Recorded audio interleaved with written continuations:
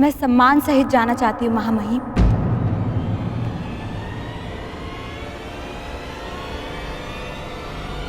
परंतु कलिंग नहीं, हस्तिनापुर।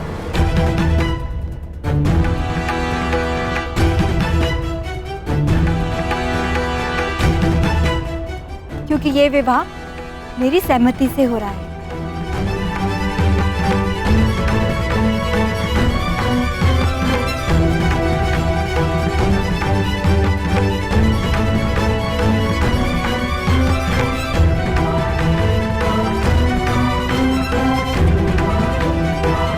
अब तो आप मुझे आशीर्वाद देंगे ना पितामह, और मित्रकर्ण को भी।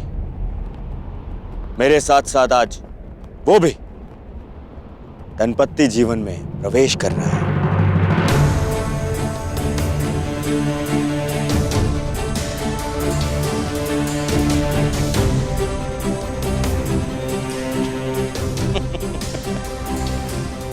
ऐसे क्या देख रहे हैं पितामह?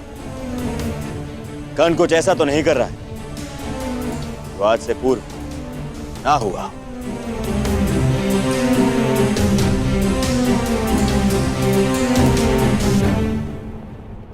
कर्ण ने ऐसा ही कुछ कर दिया जो आज से पूर्व नहीं हुआ।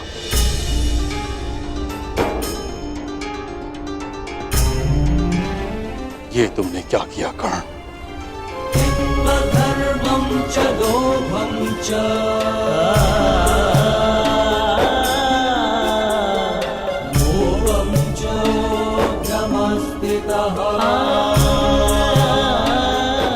विवाह की रीतियां संपन्न करें पुरोहित।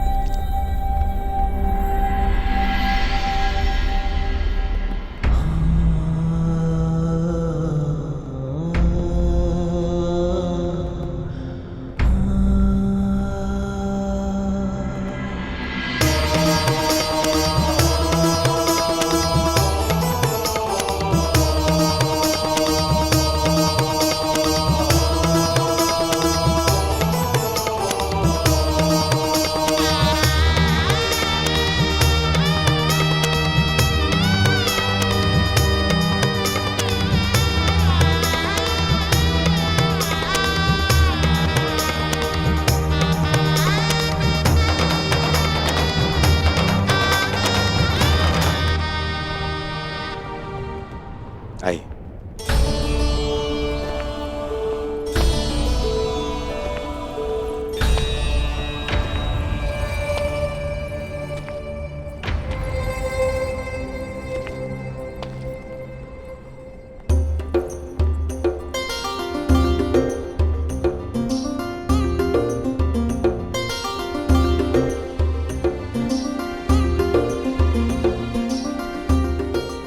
बधाई हो जिसके पद स्पर्श से तुम्हारा पुष्प खिला, उसके साथ जीवन भी सुगंधित बीतेगा।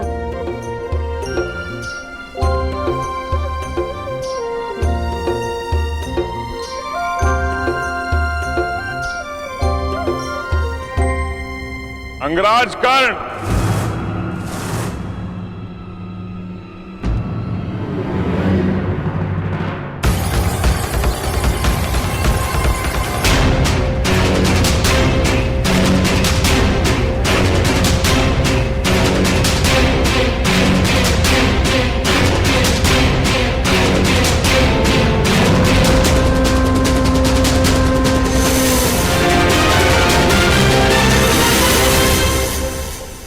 अंगराज कर्ण को विवाह की बधाई। जरासंध की शुभकामनाएं स्वीकार करो मित्र।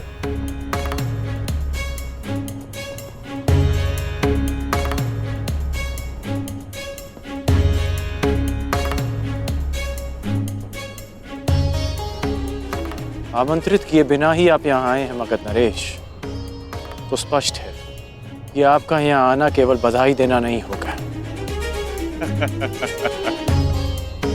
इस पूरे संसार में अकारण कुछ भी नहीं होता अंगराज। अगर जन्म का कारण होता है तो मृत्यु का भी कारण होता है।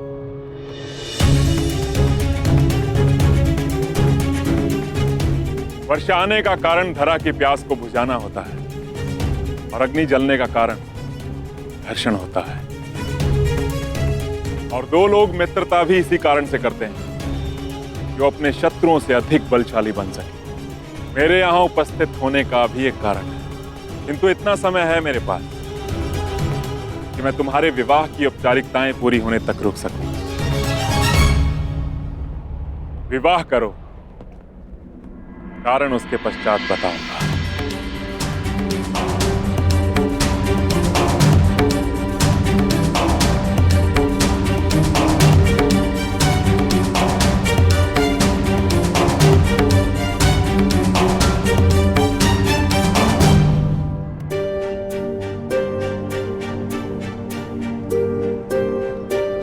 अब अपने आने का कारण बताइए मगध नरेश। मैं आया क्योंकि समय भी आ गया है मित्र। मुझे दिया हुआ वचन पूरा करने का समय आ गया। स्मरण है ना वो वचन कि तुम एक बार मेरी सहायता के लिए अवश्य आओगे। कल प्रातः मैं अंग और मगध की सीमा पर तुम्हारी प्रतीक्षा करूंगा। परंतु आपको सहायता क्या चाहिए? एक योद्धा की आवश्यकता युद्ध में ही पड़ती है मित्र। और ये युद्ध किससे करना है? मेरे सबसे बड़े शत्रु से। और ये सारा संसार जानता है कि जरासंध का सबसे बड़ा शत्रु कौन है। तुम्हें मेरे साथ मिलकर उससे युद्ध करना है। हम वासुदेव कृष्ण पर आक्रमण करेंगे कल।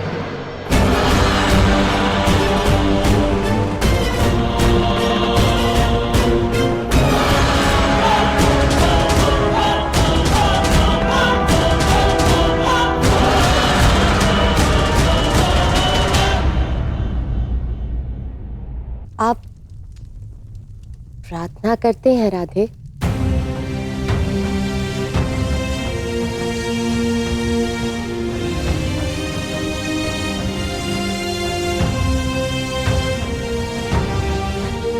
मैं करती हूँ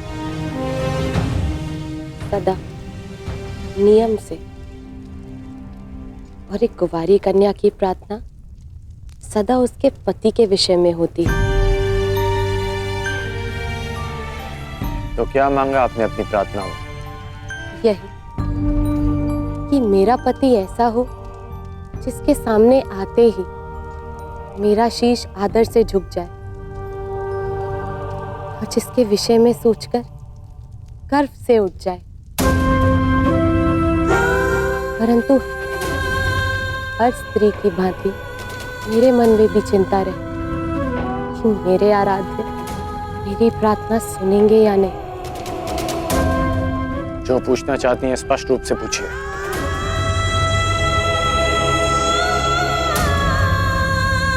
विशाली कौन है अंगराज?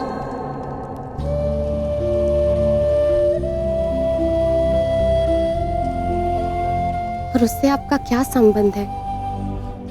हम दोनों का विवाह नियति का एक ऐसा मोड़ है जिसकी मैंने कभी कल्पना नहीं की थी। क्योंकि जिस मंडप में हम दोनों का विवाह हुआ उसी मंडप में विशाली और मेरा विवाह होना था। मैं तुमसे विवाह करना चाहता हूं। पहली बार वो मेरा घर नहीं, हमारा घर। सूर्य को साक्षी रखकर वचन दोकर कि तुम सुप्रिया से विवाह करोगे। ये सूत पुत्र राधेकरण वचन देता है कि मैं सुप्रिया से विवाह करूंगा। रानी का प्रेम मेरे हृदय में हमेशा रहेगा।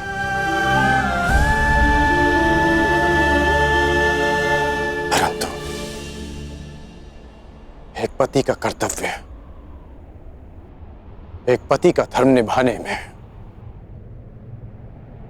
कर्ण कभी कोई त्रुटि नहीं करेगा।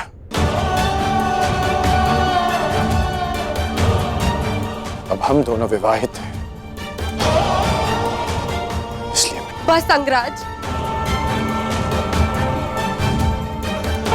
एक पत्नी के लिए इससे बड़ा सौभाग्य और क्या होगा कि उसका पति उसे कभी असत्य ना कहे।